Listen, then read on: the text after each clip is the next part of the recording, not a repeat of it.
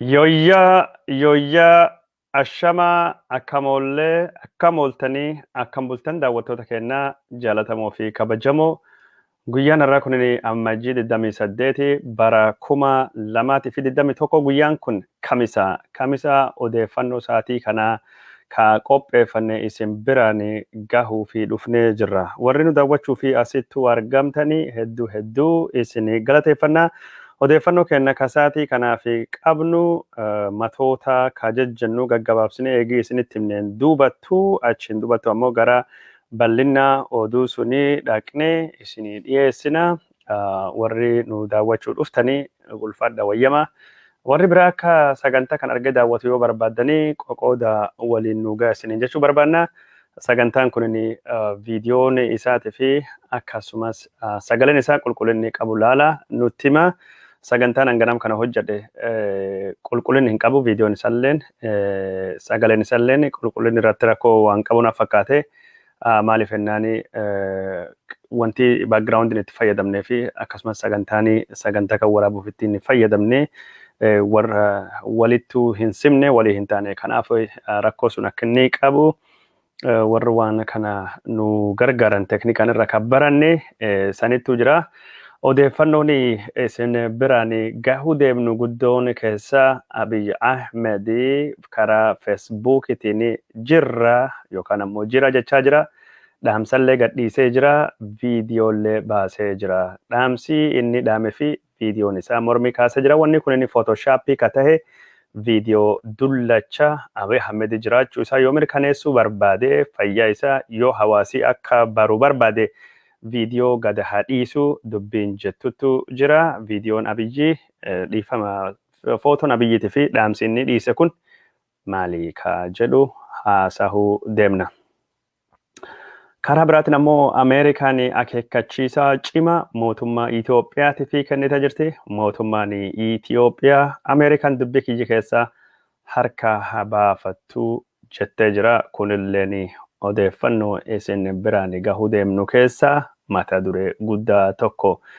Somaaliyaan yeroo jalqabaatii fi waraanii ishii leenjii fi gara Eertiraa akka ergitee dubbattee jirti. Haawwani Reuters fi Associated Press dubbisan ammoo ijoolleen warra naannoo Tigraahii keessatti dhumachuun yookaan ajjeefamuun mirkanaa'ee jira. Haawwani ijoolleen isaaniirra dhumatanii mootummaan Somaalee beenya dhiigaa yookaan ammoo gumaa baasee fi dhagahamee jira. Gabaasii warra Reutersittu gabaase kanallee irra waan isinii qoonnutu jira. Biltsiginnaan lamaan ka Amaaraatii fi ka Oromoo ija walittuu babbaasaa jirti. Kunilleen odeeffannoo isin biraan gahuu deemnu keessaa mata duree takka.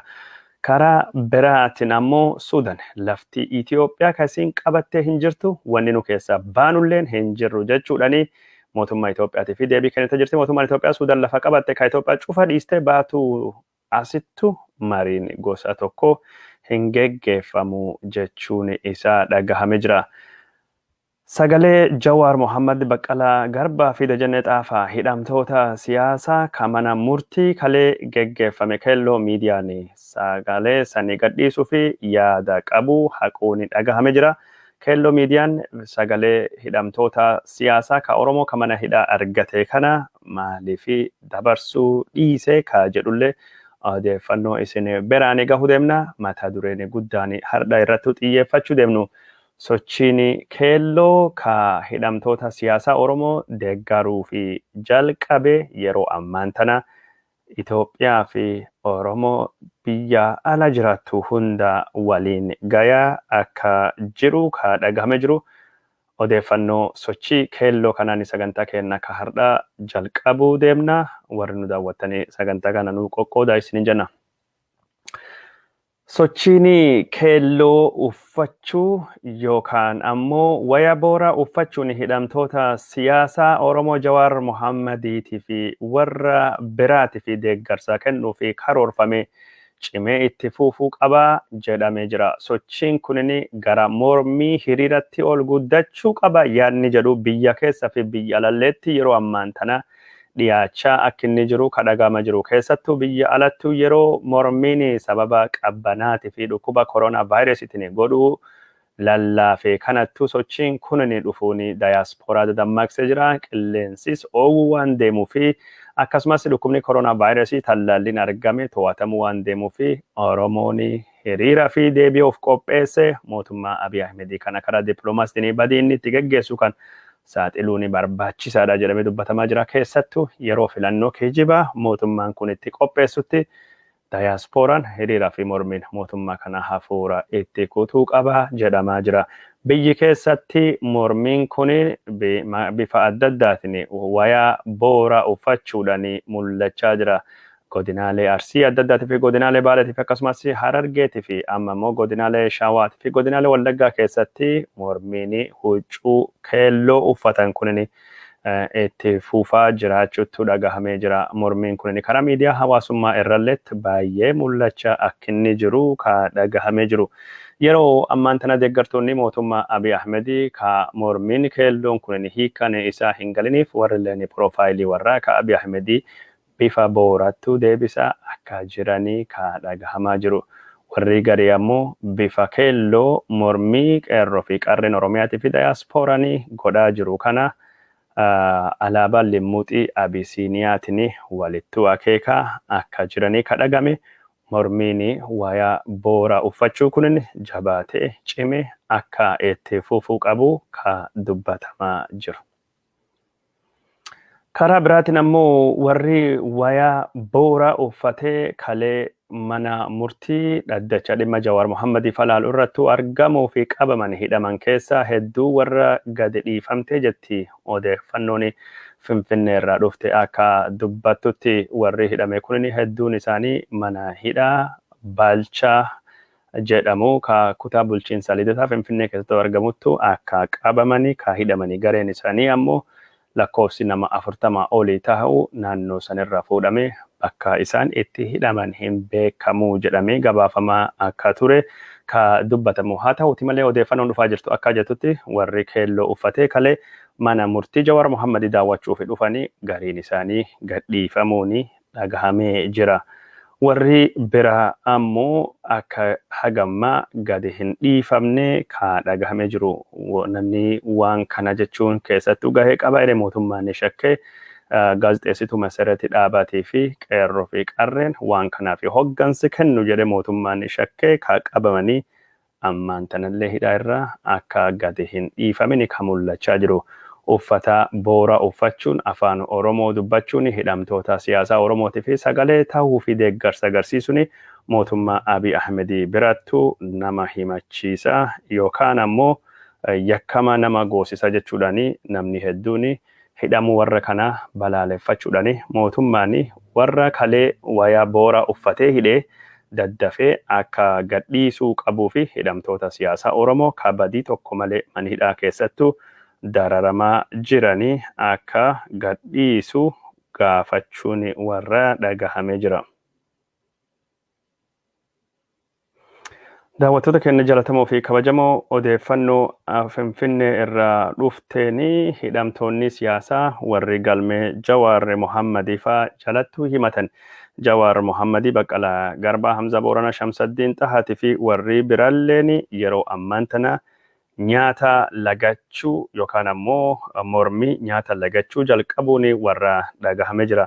Sababni nyaata isaanii lagatanii fi maatii isaanii warra nyaata qabatee fidee fi kana nyaata maatii isaanii kan nyaata fidanii fi kan irraa fudhachuu didaniif waa lama sadii akka inni tahee ka dubbatamu tokkoffaan warri kalee badii takka malee isaan dubbisuu fi dhufanii wayaa booraa uffatanii akka gadhiifamanii gaafachuu fi akka tahee ka dhagame jiru sunittu aansee sababni mormii nyaata lagachuu kunini eegi deeggartoonni Jawaar Mohammadii kalee wayaa booraa uffatanii dhufaniin dubatti mootummaan Abiy Ahmedii eegdota Jawaar Mohammadii jechuun bakka isaan itti hidhamanii mana hidhaa Qilintoo zoonii adda addaa qaba. Zoonii warra eeguu hunda jijjiiree eegdota haarawaanii bakka buusuu isaaniitii fi akkasumas tarkaanfii to'annootii fi sakatta'iinsa jedhanii waan kanaan dura hin jirre haarawaa waan beeksisanii fi tahuun isaanii dhagahame jira. Karaa biraatiin ammoo hidhamaa siyaasaa Koloneel Gammachuu Ayyaana mana hidhaa Qilinxoo zoonii itti hidhame keessa bakka dhiyoo kana kashlabbeen warri yakka gurguddaa raawwatee hidhamee billaan itti wal waraane achittu geessuun Koloneel Gammachuu Ayyaana qofaatti baafamee konteenerii keessattuu dararamaa akka ture ammaan tan ammoo bakka warri yakka gurguddaa hannaatii fi ajjeecha fi akkasumas saamichaanii barbaadamuu kadhiyoo kana mana hidhaa keessatti wal waraananii wal miidhanii bakka sanittuu dabarfamuuni mormii waan kaasee fi hidhamtoonni siyaasaa warri galmee Jawaar Mohammad jalattuu hidhamanii nyaata lagachuu isaanii akkasittuu ibsanii jiran. Odeeffannoo kenna ka biraatiin ammoo mootummaan Ameerikaa Itoophiyaa naannoo Tigraay keessa waraanii Eertiraa hatattamaan bahuu qaba jechuudhaan bulchiinsi Joo Baayiden dubbachuu isaa dhagahamee jira. Bulchiinsi Joo Baayiden akka jedhutti Eertiraan naannoo Tigraay keessatti bobbaatee waraaniisi achittuu badii hama dhaqqabsaa jiraachuun qorannoodhaan irrattuu gahamee jira. Waraanii Eertiraa yeroo ammaan tana gocha yakka waraana gocha dubartii gudeedu gocha saamichaa hannaatii fi qabeenya barbadeessuu fi mirgoota ilmaan namaa sarbamuu fi akkasumas baqattoota Eertiraa kan naannoo Tigraay keessa jiran ukkaanfamuu fi ajjeefamuu fi butamanii Eertiraatti deebi'uun himatamaa jira. Kan irraa kan kahe waraanii Eertiraa kan naannoo Tigraay jiru daddafee Itoophiyaa gadhiisuu akka inni qabu mootummaan Joo Baayiden ka gaafate. Mootummaan Joo Baayiden kan qofa osoo hin taane rakkooleen Itoophiyaa wal xaxaa waan taateef mootummaan Itoophiyaa rakkoolee wal xaxuu hamtuu kana mariin akka furachuu qabu gaafatee jira jedhamee jira. BBC'n akka gabaasetti mootummaan Eertiraa ka ammaan tana Itoophiyaa keessatti waraanisa bobbaasee jedhamu kun biyya abbaa irree bara 1993 haga bilisa baatee nama tokkoon bulaa ka jirtu. Namni kun ka heeraa seeraa fi akkasumas paarlaamaa hin qabne abbaa irree nama tokko. Filannoo Itoophiyaa keessattuu ammaan tana geggeeffamuu fi karoorfame kanas ka hin deeggarre bulchaan Itoophiyaa Abiy Ahmed ka jedhamulleen fakkeenyi isaa ka hordofu jechuun dhagahamee jira. Mootummaan Ameerikaa ejjannoo cimaa waraana naannoo Tigraay irratti qabachuun gargaarsi namoomaa daangaa tokko malee akka dhiyaatu fi waraanii Eertiraa hatattamaan akka inni Tigraay keessa bahuu fi mootummaan Itoophiyaa marii akka inni godhu gaafachuun mootummaa Abiy Ahmediitii fi kufaatii dippiloomaasii guddaa jedhamee jira. Mootummaan Abiy Ahmed kanaan dura mootummaan Doonaald Tiraamp loogii nurrattu godha Misrii bira dhaabbata keessattuu marii hidha guddicha laga Abbayyaa dabalatee birmadummaa Itoophiyaa sarbuudhaan hidha guddicha laga Abbayyaa Itoophiyaa yoo bishaaniin guutte Misriin boombiin dhooftee waan kan barbadeessuu dandeetti jedhee haasawaa itti gaafatamummaa hin qabne dubbate. Joo Baayiden yoo filame Itoophiyaa fi dhaabbata jechuudhaan garee Joo Baayiden deeggaruu maallaqa guddaa karaa daayaspooratii fi ambaasii warraa ka Ameerikaatiin baasanii hojjechiisaa jiranii. Amma bulchiinsi Joo Baayiden dhimma waraana naannoo Tigraayitii fi akkasumas hidha guddicha laga Abbayyaa irratti ejjannoo mootummaa Itoophiyaatiin faallaa qabatee dhiyaachuun isaa mootummaa kana akka aarsee ka dubbatamaa jiru. Mootummaa Joo Baayiden qofa osoo hin taane ambaasaaddarrii Finfinnee ture ka Ameerikaa ka dhiyoo kana geggeeffame Mike Reiner Itoophiyaan waraanii naannoo Tigraay ka isiin geggeessaa jirtu balaa guddaa akka inni qabuu fi guddina biyya kana duubatti ka deebisu ta'uu dubbachuudhaan duguugga yakka sanyii gudeeddina dubartiitii fi saamichaa fi ajjeechaa fi akkasumas baqattoonni ukkaanfamuu himatii jedhu ka mootummaa Itoophiyaa irratti dhiyaatu qaama walabaatiin qoratamuu akka qabu ambaasaadarichi kun dubbatee jira. Naannoo Tigraay qofa osoo hin taane naannoo Tigraay Matakkalee fi bakkoota adda addaatti wanni geggeeffamaa jiru kun qaama walabaatiin akka qoratamu dhaamsa dabarsuun isaa dhagahamee jira. Waraana Tigraay kana walitti qabate waraanii Eertiraa daddafee akka naannoo Tigraay keessa bahullee yaamicha dhiyeessuun isaa dhagahamee jira. Ambaasaadar Reiner Itoophiyaa wajjin keessattuu Abiy Ahmed wajjin hariiroo cimaa akka inni qabuu fi Abiy akka aangootti dhufe nama gumaacha guddaa taphatee jedhameeti yaadama. hiriyyaa Abiy Ahmed ka dhuunfaa yoo ta'u gaafa inni Finfinnee gadhiise mootummaan Abiy Ahmed geggeessaa isaatii fi jila guddaa ministeerii itti aanan muummicha ministeeraa Dammaqee Mokkonnin qopheessa fi ta'ullee barame jira. Haa ta'uti malee ambaasaadder Reenor geggeessaan guddaan eegii godhameef hin dubatti mootummaan Abiy Ahmed karaa inni ammaa san itti deemaa jiru karaa badii jechuun isaa mootummaa Abiy Ahmed kufaatii dippiloomaasii isaa kan mul'isu ta'uu dubbatamaa jira. Karaa biraatiin ammoo kufaatii mootummaa Abiy Ahmed karaa dippiloomaasii akkasumas walitti hammaachuu dippiloomaasii Itoophiyaatii fi Ameerikaa kan agarsiisu ambaasaaddaroonni yookaan ammoo dippiloomaatonni mootummaa Ameerikaa olaanoon dura afurii xalayaa Abiy Ahmed barreessanii jiranii. Xalayaa barreessan kanaan haalli Itoophiyaa akka malee yaaddessa jechuudhaan waraanni naannoo Tigraay keessattuu gaggeeffamaa jiru kan yeroo ammaan tana Itoophiyaa fi qormaata guddaa tahee keessattuu waraanni Tigraay keessattuu bobbahee ka Eertiraa kunin badii guddaa dhaqqabsaa jiraachuun isaanii akka yaaddessee fi Itoophiyaan karaa badii kanarra akka deebite marii hunda hammachiisu akka gootuu fi waraanni Tigraay keessa jiru ka Eertiraa hatattamaan akka bahanii gaafachuu warra dhagahamee jira. Karaa biraatiin ammoo miseensonni Kongireesii Ameerikaa yoo Itoophiyaan waraana naannoo Tigraay kana jechuun ka daddaftee dhaabdee mariituu hin seenne fi akkasumas gargaarsi namoomaa daangessuu hin dhiisne mootummaa Itoophiyaa seera adabuu ka qoqqobbii dinagdee Itoophiyaa irratti buusu irratti hojjechaa jiraachuun warra dhagahamee jira. Warri miseensoti senetii kunin mootummaan Abiy Ahmed mirgoota ilmaan nama mulqaa jira. Kanaafuu yoo gurra hawaasa addunyaatiif kenne rakkoo jirtu kan hin furre adabamuu qaba jechuun warra dhagahamee jira. Mootummaan Abiy Ahmed badhaasa Noobeelii nagayaa waggaa tokkoon durattuu argate yeroo ammaan tana mirga bitaanii hawaasa addunyaatiin qeeqamaa jiraachuutu himamaa jira. Mootummaan Ameerikaa gargaarsa miiliyoonii 130 Doonaald Tiraamp mootummaa Abiy irraa yoo qabu gamtaan Awurooppaa gargaarsa yuuroo miiliyoonii 95 ka Itoophiyaa fi kennuu fi karoorfate dhoowwachuu gabaasne turre. Baankiin addunyaatii fi akkasumas dhaabbanni maallaqa addunyaa liqee Itoophiyaa fi liqeessuu fi turani ka Abiy Ahmed akka sabbata haadhaa irraa hiikkachuu jedhe dhaadheesse lachuu warra dhoowwachuu gabaasne turre. Abiy Ahmed Itoophiyaan hiyyeettullee taatu kabaja guddaa qabdii birmadummaa fi jaallatti maallaqaan hin bitamnu jechuudhaan karaa miidiyaa hawaasummaatiin dhaamsaa inni barreesse kanaan duratti gabaasuun kenna ni yaadatama.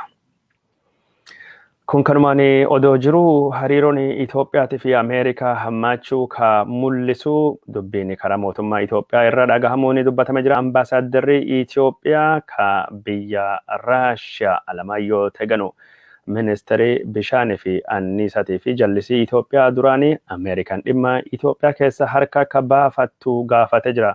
Mootummaan Joo Baayiden dhimma Itoophiyaa keessa seenee laaquu hin qabu jechuun isaa gabaafame jira. Ameerikaan dhimma Itoophiyaa keessa laaqxee seentee laaquu hin qabdu jedhamee ka ibsi kenname kunin torbaanuma ministeerii haajaa alaa Ameerikaa Antony Blinken waraana Tigraay keessattuu gaggeeffamu Ameerikaan ija banattee hordofti humna dippiloomaasii hundattuu fayyadamtee gaaga'amiinsi namoomaa akka naannoo Tigraayitti hin dhaqqabne goona jedhettu akka tahe ka dubbatamu. Ministeerii Alamaayyoo Teganu kan ammaan tana ambaasaaddarii tahee Raashiyaatti muudame kunin yeroo isaati. Muummichi ministeeraa Itoophiyaa Abiy Ahmed Ameerikaan dhimma hidha guddicha laga Abbayyaa irratti Misrii fi Suudaanii fi Itoophiyaa akka araarsitu magaalaa Raashiyaa Soochii keessatti ka walii galteen mallatteeffame. Odeeffannoo kenna ka biraatiin ammoo gaafii Afrikaa gara waraansattu deemaa jira jedhamee jira. Soomaaliyaa keessatti yeroo ammaan tana pirezidaantii Soomaaliyaa humnoota isaa ka Abdullaahi Farmaajotii fi akkasumas humnoonni Jubbaland ka Abdullaahi Madoobe jidduutti waraanii bal'aan gaggeeffamaa akka jiru kadhagame jiru. Gareen Abdullaahi Farmaajotii fi akkasumas ka Ahmed Madoobe lachuu injifannoo argachaa jirra jedhan. Abdullaahi Farmaajo gosa Rahawweenaa keessaa ka dhufe yoo taatu garee Daaroda keessa jira. Akkuma Ahmed Madoobe ka gosa Ogaadanii keessa dhufe warri lachuu Daarood jechuudha. Yeroo ammaan tana Daarood bakka adda addattuu qoodamanii isaanuu walitti bu'uun wal dhabbiin gosa ka Somaalii hammaachuu akka danda'u garsiisa jechuun dhagahamee jira. Abdullaahi Farmaajoo garee shororkeessitoota ka jedheni warra mootummaa Jubbalaandi ka bulchiinsa jiddu galeessa Somaaliyaa hin fudhanne barbadeessuu fi waraanii isaa injifannoo argachaa akka jiru ministeeronni isaanii ka dubbachaa jirani. Karaa biraatiin ammoo warri Ahmed Madoobe Abdullaahi Farmaajoo ka federeeshinii hin barbaanne Somaaliyaa kanaan dura Ziyaad Barree dhaabee kufte hundeessu warra barbaadu jechuudhaani himatanii jirani. Waraanii Jubbalaandittu geggeeffamaa jiru kunini Abdullaahi Ahmed Madoobe gargaaruudhaan Jibuutii fi Keenyan yoo keessattuu hirmaatanii Abdullaahi Farmaajoo gargaaruun ammoo Itoophiyaa fi Eertiraanii keessattuu hirmaachuutu dhagahame jira. Eertiraanii yeroo amma kana Itoophiyaa wajjin taate waraana Somaaliyaa leenjisuudhaan qaaman waraan kan keessattuu akka hirmaachaa jirtu maddeen oduu Somaalii ka gabaasaa jirani. Waraanni Somaaliyaa kunin biyyoota afur Somaaliyaa, Jibuutii, Keeniyaa, Itoophiyaa fi Eertiraa Somaaliyaa dabalate akka hirmaachisaa jiru ka dubbatamee jiru. Waraanni naannoo Tigraay illeen biyyoota afur Itoophiyaa, Eertiraa, Somaaliyaa fi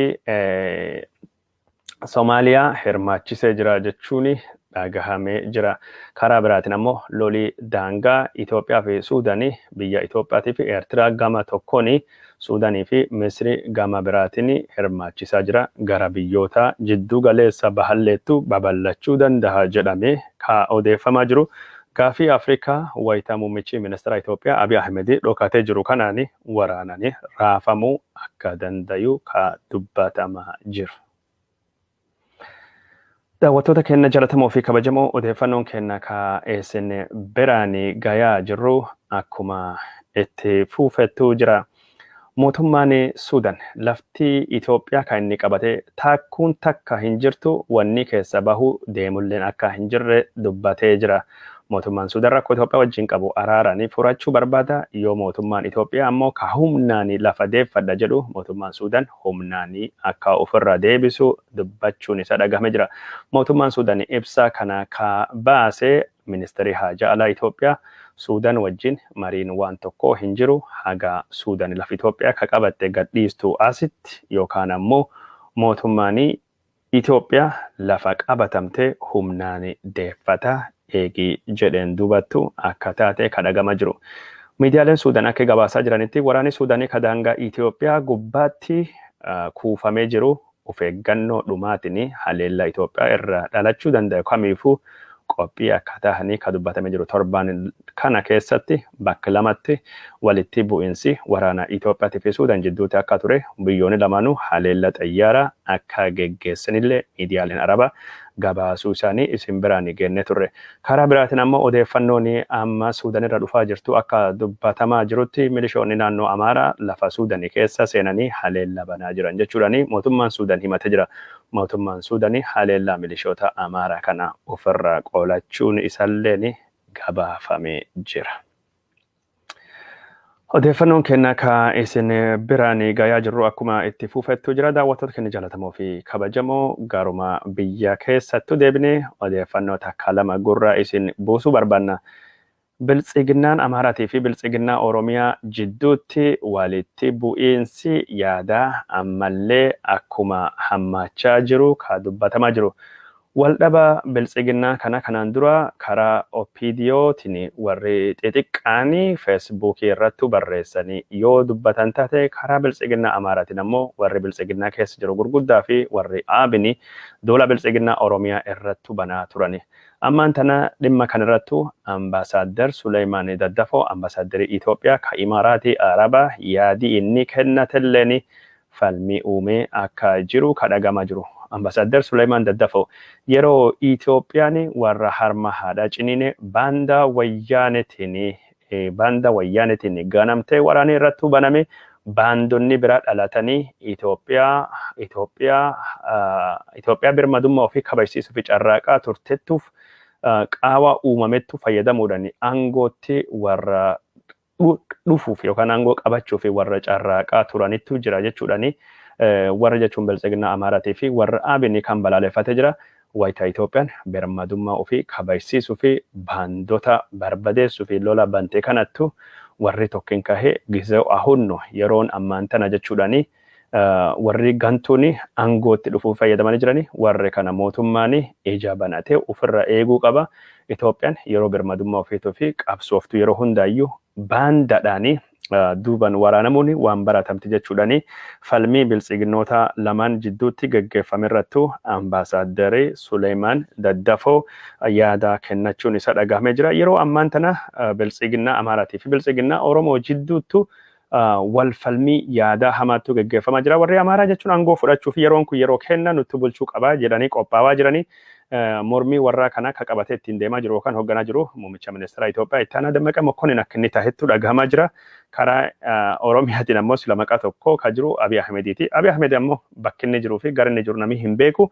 Abiy Ahmed ammallee akkuma dhokatettu jira. Kanattu gaggeeffamaa jira. Kaadiroota xixiqqoo OPDO qofatti dubbata. Namni ammaan tan dubbate ka piroofaayilii guddaa qabu. Suleymaanii Daddafoo kana dubbiin biltsiginnaa kun garamittu akka deemtu ka hubannee yookaan ammoo jala deemne hordofnee isiniin gahuu deemnu tahuu asumaan isinitti himna. Yeroo lammaffaa fi miidiyaaleen Itoophiyaa muummichi ministeera Itoophiyaa Dammaqee Mokkonin dippiloomaatota biyya alaa simate jechuudhaan barreessanii jiranii. Kunini torban lama keessatti yeroo lammaffaadha. Kalee Faana Broadcast Corporate muummichi ministeera Itoophiyaa Dammaqee Mokkonin jedhee barreessee jira. Kanaan duras ETV fi Faana Broadcast fi Waaltan Faatinu Dammaqee Mokkonin muummicha ministeera jedhanii yeroo adda addattu haasawaa jiranii.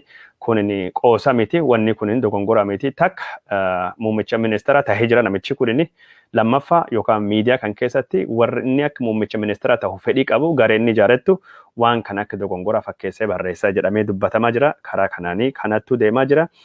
Biltsiginnaan lamaan akkasittu wal nyaachaa akka jirtu ka dhagahamee jiru. Daawwattoota keenya jaalatamoo fi kabajamoo odeeffannoon keenya ka isin biraan gayaa jirru akkuma itti fufettu jira. Odeeffannoo takka lama gaggabaabduu mee gurra isin haa buusnuti achiin dubattuu garuma dhimma hidhamtoota siyaasatii fi akkasumas oduu kanaan walittu qabatee ka isin biraan gahuu deemnutu jira. Mootummaan Ameerikaa meeshaa waraanaa biiliyoonotatti lakkaa'amu ka Imaaraatii Arabaatii fi Saawud Arabiyaa fi gurguruu fi karoorfatee haquun isaa dubbatamee jira. Sababni gurgurtaan meeshaa kun haqamee fi Imaaraatiin Arabaatii fi Saawud Arabiyaan meeshaalee Ameerikaa irraa bitanii itti fayyadamanii mirgoonni nama akka caphanii biyya waraanan raafamaa jirtu ka akka Yemeniitii fi Liibiyaa keessattuu meeshaa waraanaa kan itti fayyadamaa jiran jechuu akka tahee ka dubbatamaa jiru. Sababni jechuun gargaarsi kun dhiifama gurgurtaan meeshaa kun dhaabbatee fi sun akka tahee ka dubbatamaa jiru. Imaaraatiin Arabaa waraana Tigraahii keessattuu gaggeeffamu mootummaa Abiyyi diroonidhaan yookaan ammoo xayyaara nama balali'uudhaan waraana Abiyyi gargaaraa akka turte ka dubbatamaa jiru. Odeeffannoon keenya ka isin biraan gayaa jirru akkuma itti fufettu jira. Amma ammoo gara dhimma hidhamtoota siyaasaa Oromootti deebina. Miidiyaan Kelloo Sagalee Jawaar Muhammad Baqqalaa Garbaafaa oolmayaa mana murtii kaleessaa sagalee iccitiin waraabamee argatee ture. Sagalee kana hardhattuu dabarsuu fi karoorfatee ture.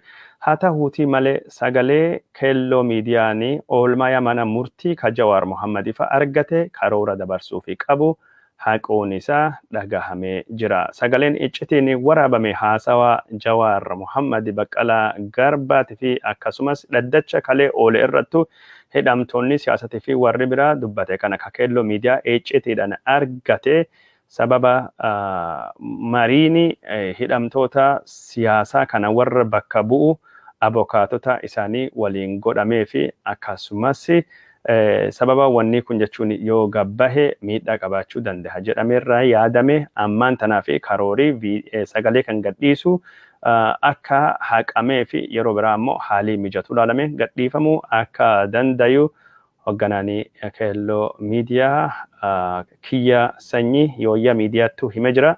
akka inni jedhattu karoorii sagantaa kana sila hardhattu sa'aatii ammaan tanattu sagantaan kun darbuu qaba. Darbuu fi karoorfannee yaada adda addaa kan nu dhiyaate gorsaa fi akkasumas yaada jechuun marii goone warra abukaatota seeraatii fi miidiyaalee Oromoo adda addaatii fi wantoota ammaan tan deemaa jiran irratti hundoofne yaadii ammaan tana viidiyoo sagalee kan dabarsuu fi karoorfannee hambisnee jirra jedhamee jira.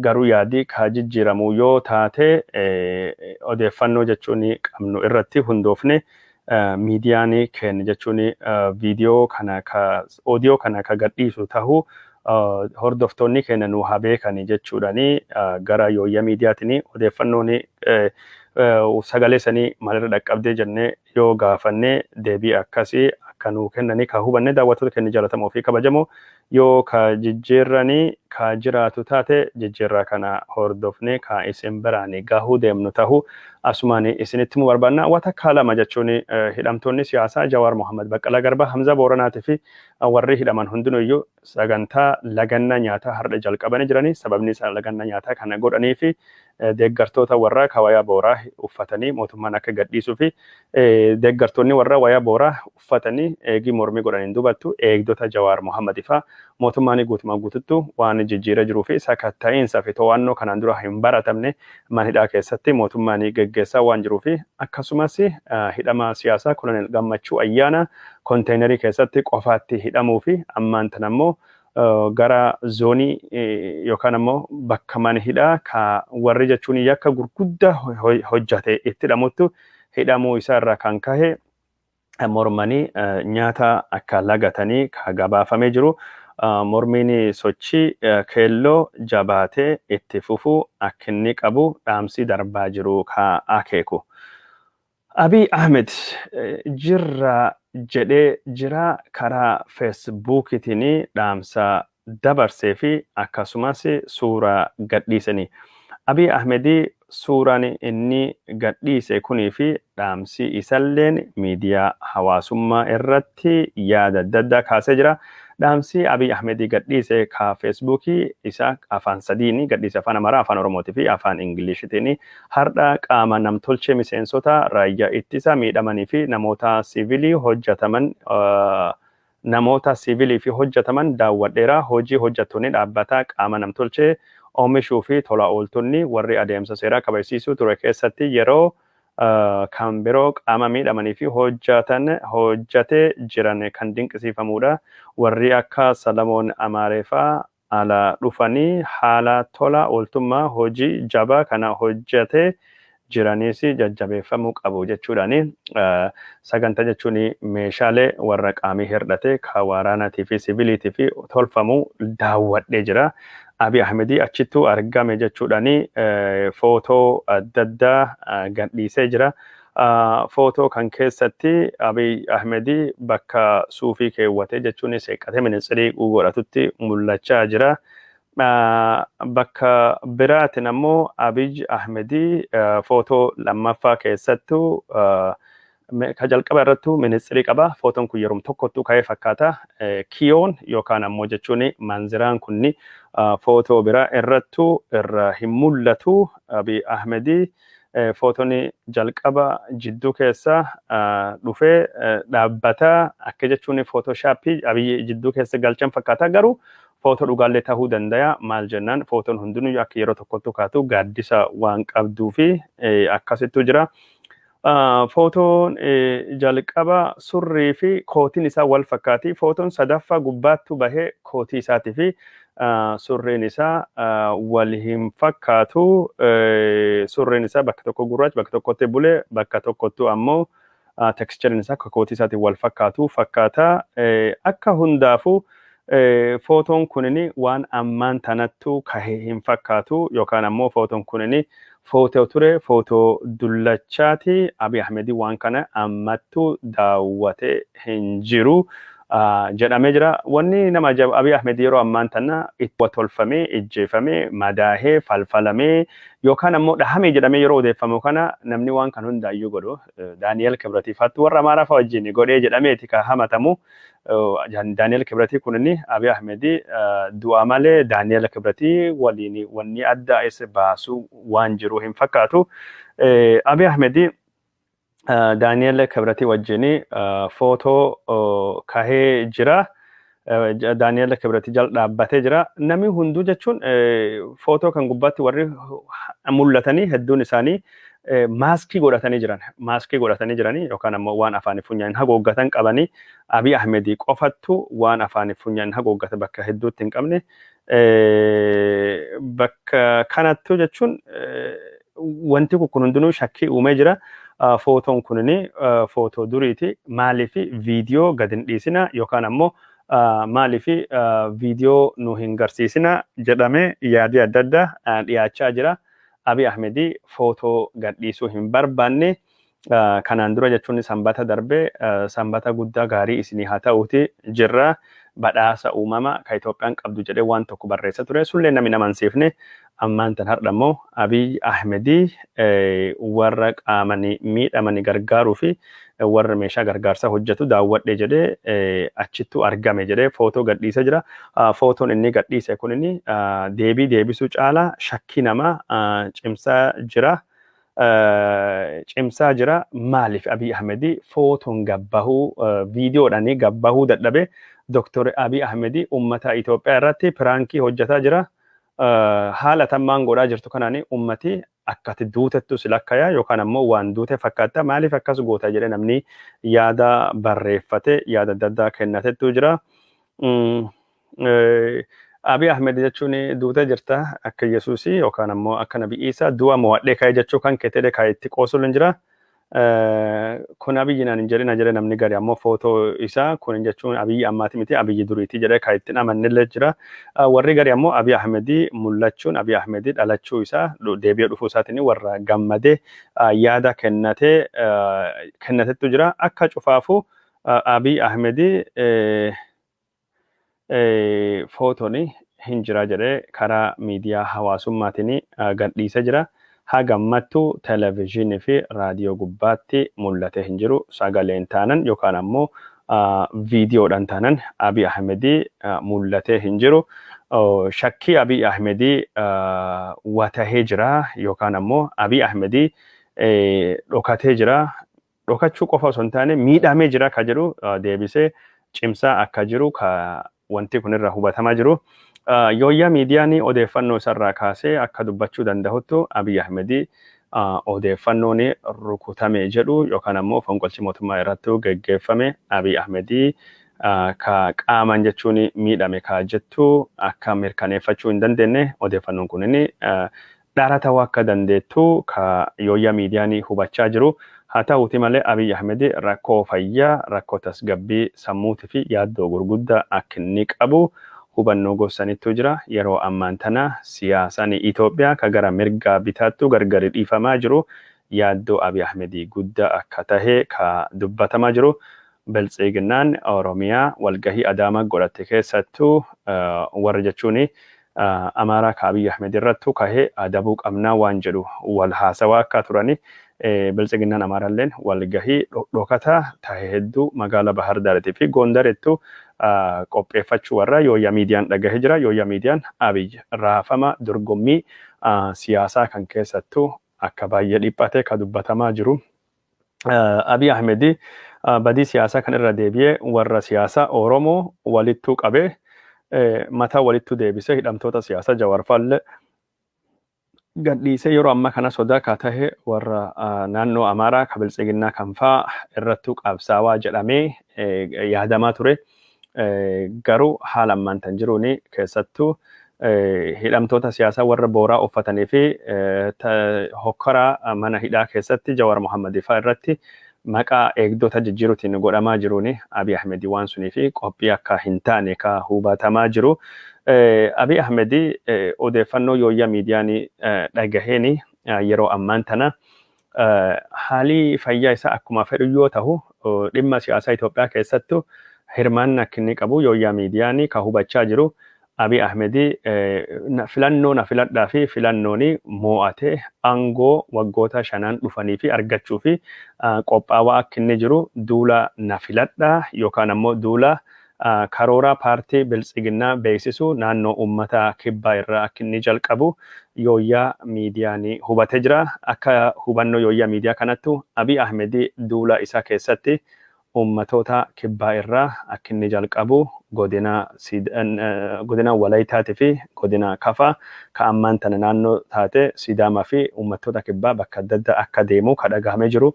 Kunini waa 2-3 fi dhaamsa qabaachuu danda'a. Tokkoffaa filannoon dhufuutti jiru kun Abiyyi fi akka malee barbaachisaadha jedhamee jira. Lammaffaa filannoo ammaan tan dhufaa jirtu keessattuu Abiy Ahmed biltsiginnaa Amaaratii fi dhaamsa dabarsuu barbaadaa jedhame. Sabaa fi sablammiin keessattuu uummattoonni kibbaa biltsiginnaa Oromiyaa wajjin jira. Isin malee biyya bulchuu dandeenya. Adabadhaan waliin deema. Hagi isinii kennine aangoo qabadha. Yoo isin ammoo kan wajjin deemu diddanii gara uummata kibbaa dhufne warra wajjin gamtaa ijaaruu dandeenya akka jedhee yaaduu danda'u ka hubachiisaa jiran. Abiy Ahmed duula na filadhaa Mustafee wajjin akkasumas Awwal Arbaa pirezidaantii naannoo Affarii wajjin godhuu akka danda'u qophaawaa jira. Garuu fayyaan Abiy Ahmed hagam tokko amansiisa hagam tokkotti Abiy Ahmed gabbahee duula na filadhaa kana geggeessa waan jedhu irratti maddii yooyyaa miidiyaa akka jechuun odeeffannoo hin qabne ka dubbachuu barbaannu karaa biraatiin ammoo Oromiyaa keessattuu hiriira deeggarsaa gurguddaa biltsiginnaa Oromiyaatii fi qopheessuu fi sanirrattuu yoo haalli mijate Abiy Ahmed argamuu akka danda'u yooyyaa miidiyaanii ka hubatee jiru. Oromiyaa keessatti uummata dadammaqsanii waan qeerrootii fi qarree kanaan durattuu gootee irra deebisuudhaani gaaffii warra ka Finfinneetii fi ka afaan Oromoo saamicha lafaa akka hin deebine godhuudhaani qeerroon hiriira bahee warra Finfinnee ka Baaldaraasitii fi Amaaraa fa'aa warra Abinii deeggarsi Oromoo Abiyyiin Oromoo biraa qabuu fi humni Oromoo maal akka fakkaatu garsiisuu fi karoora akka inni qabullee dubbatamee jira. Abiy Ahmed qeerroo fi qarree dadhabsee balleessee garuu hiriira fi ammoo akka warra barbaadu argaa jira.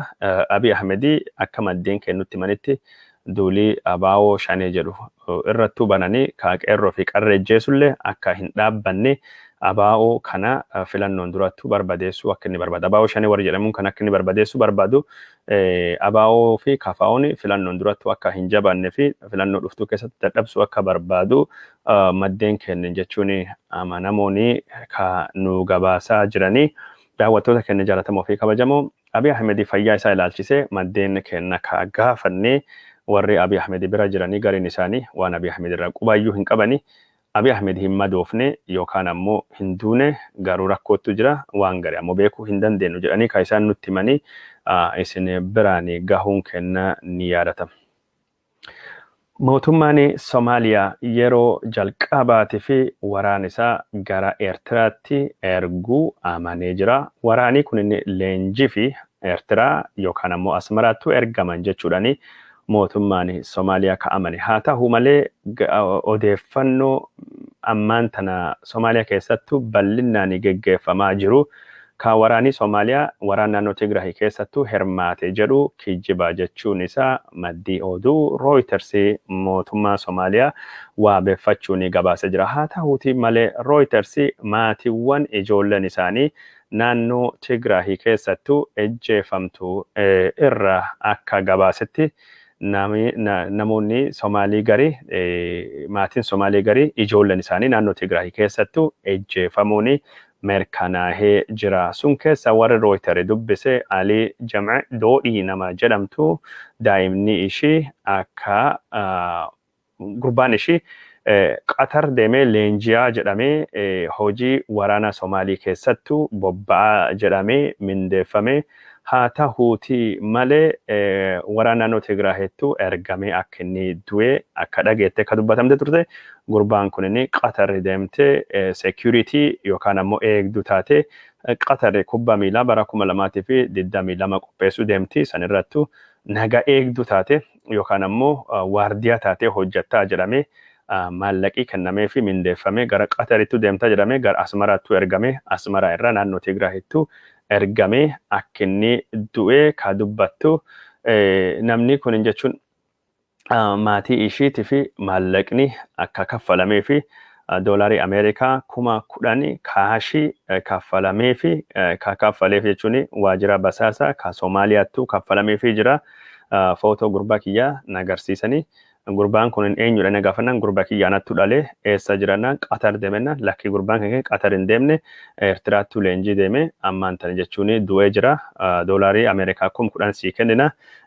Reeffisa kana jibbaadhi jedhanii nagarsiisanii achiin duubattu kan caala gaafii gaafachuu hin dandeettu gurbaan kan kee du'ee jira jibbaadhi kunoo birrii doolarii 10,000 sii kaffallee jirra jechuudhaani doodhiin namni umrii 48 kunini gurbaan ishii ka dardaraa ka Qatariittu ishiin quba qabdu Eertiraa deemee Eertiraa irraa Tigraahittu geeffamee akka wareegamee ka dubbatte yeroo ammaan kana maatiin Somaalii hedduun ijoollee warra Eertiraa deemanii achirraa Somaaliyaa keessattuu akka wareegamanii ka dubbachaa jiranii miseensonni paarlaamaa Somaaliyaalleen mootummaa Somaaliyaatiin gabaasa dhugaatii fi qabatamaa ka waan Eertiraa fi Tigraahii keessattu ta'e nu dhiyeessii jechaa jiranii mootummaan Somaaliyaa ammoo waraanii isaa akka Itoophiyaa keessatti hin bobba'in Tigraahii keessattuu namni tokko akka hin dhumatini ka dubbachaa jiru warri mootummaa Somaalii keessa jiranii warri basaastota durii odeeffannoon kun kijiba namni Somaalee hedduutti Tigraahii keessatti dhumatee jechaa jiru. Daawwattoota keenya jaallatamoo fi kabajamoo warri nu hordofaa jirtan daawwachaa jirtan hedduu isin galateeffannaa. Sochiin biirtee yookaan ammoo booraa yookaan ammoo keelloo uffachuu jabaatee cimee itti fufuu jechuu barbaanna dhimma hidhamtoonni siyaasaa Oromoo Jawaar Mohammad faatii lagannaa nyaataa ka godhanii eegdoti warraa ka irra jijjiiraman kunilleen xiyyeeffannaan hordofamuu akka qabu daayaaspooraan bakka jirutti mormii isaa cimsee jabeessee itti fufuudhaan Oromoo fi sagalee akka taahuu qabu asumaan isin yaadachiisu barbaanna. Waan nu daawwattanii fi nu hordoftanii fi hedduu isin galateeffannaa odeeffannoon kenna ka sa'aatii kana ka isin biraan gageenye kakkanuma fakkaata fulaa jirtanii cufattu nagaan nu oola nagaan nu bula.